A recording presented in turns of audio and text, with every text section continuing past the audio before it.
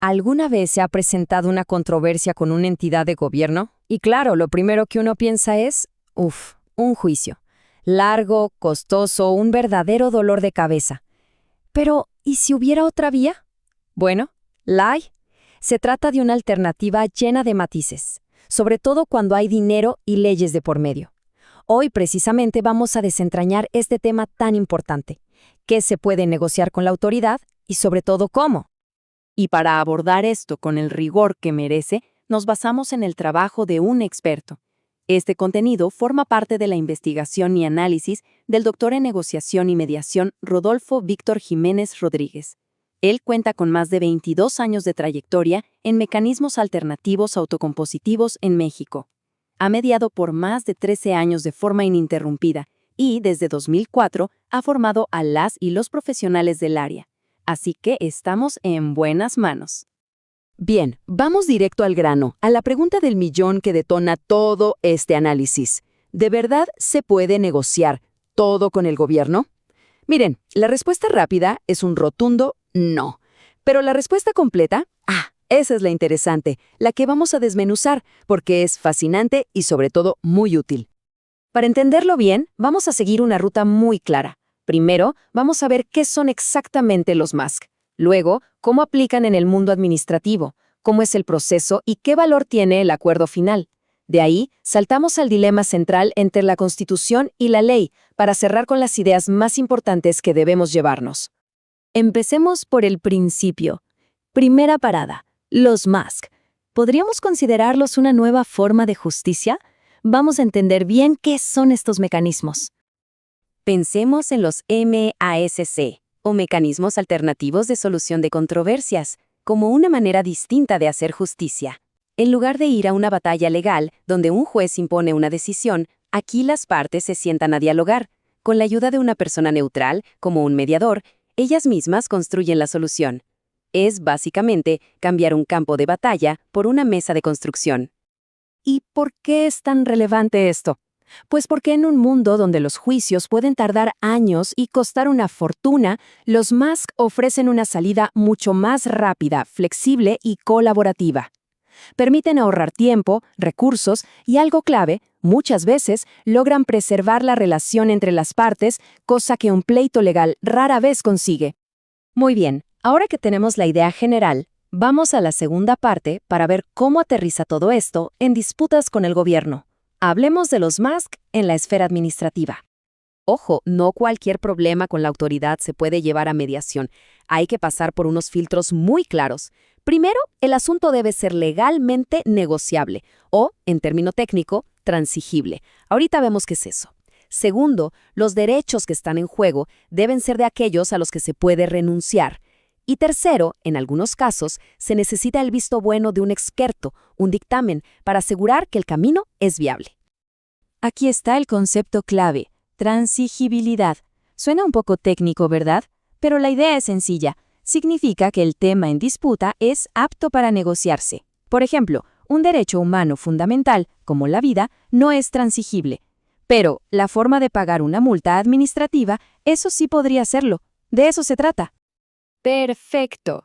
Tercera parada, el proceso. Veamos, paso a paso, cómo funciona en la práctica uno de estos procedimientos. El camino es bastante lógico, la verdad.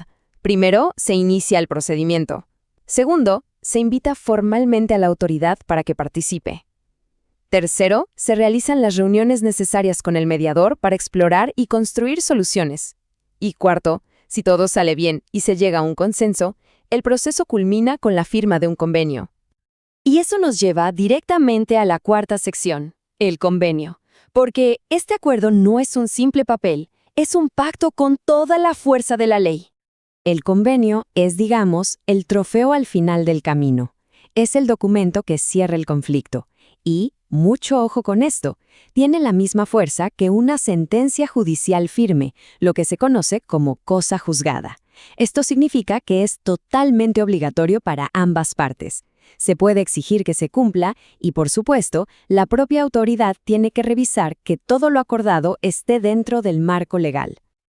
Y ahora sí, llegamos al corazón de nuestro análisis, quinta sección, el gran dilema entre la Constitución y la ley, sobre todo en el terreno tan sensible de los impuestos. Aquí es donde la cosa se pone buena. Es como un choque de trenes legal. Por un lado, tenemos la Constitución, la ley suprema, que en su artículo 28 es súper clara. Está prohibido perdonar o condonar impuestos. Punto. Fin de la historia. Pero luego llega la Ley General de Musk y en su artículo 128 como que abre una ventanita diciendo que estos mecanismos sí proceden en materia fiscal. Entonces, ¿qué pasa aquí? ¿Se contradicen? ¿Cuál manda? La primera pista para resolver este acertijo es un principio básico del derecho, la jerarquía normativa. Es muy simple. La Constitución es la jefa. Ninguna ley puede contradecirla. Por lo tanto, tenemos que leer la ley de Musk de una forma que sea compatible con lo que dice la Constitución, no que choque con ella. La segunda clave, y quizá la más importante, está en los detalles. Hay que saber diferenciar. Una cosa es el impuesto como tal, la contribución principal. Eso, como vemos en la tabla, es intocable, no se negocia. Pero otra cosa muy distinta son los conceptos que giran a su alrededor. Las multas por no cumplir a tiempo, los recargos o las modalidades de pago. Es justo en este espacio, en los accesorios de la deuda, donde la ley podría abrir la puerta a una negociación. Y así es como se resuelve el dilema. El conflicto es solo aparente. No es que una ley contradiga a la otra. Lo que pasa es que tienen alcances distintos. Los Musk no sirven para perdonar impuestos, porque eso sería una condonación y la prohíbe el artículo 28 de la Constitución. Pero lo que sí podrían hacer, siempre y cuando la ley específica de ese sector lo permita, es facilitar acuerdos sobre cómo pagar esa deuda, o sobre las multas y otros accesorios.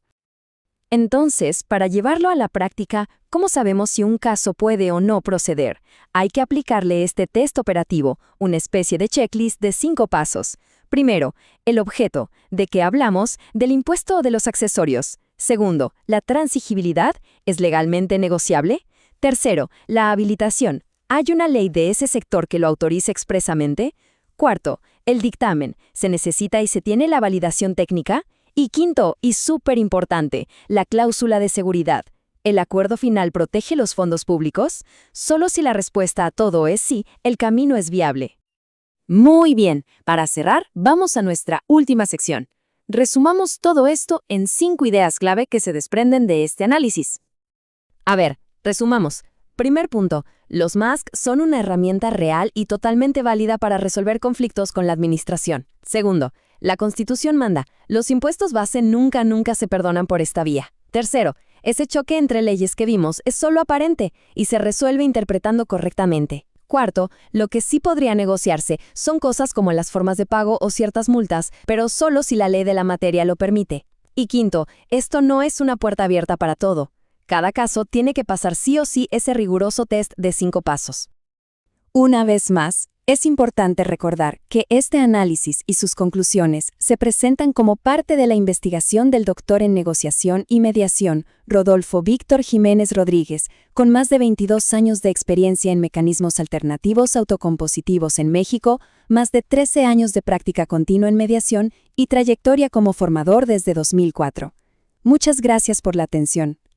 Y cerramos con una pregunta para la reflexión.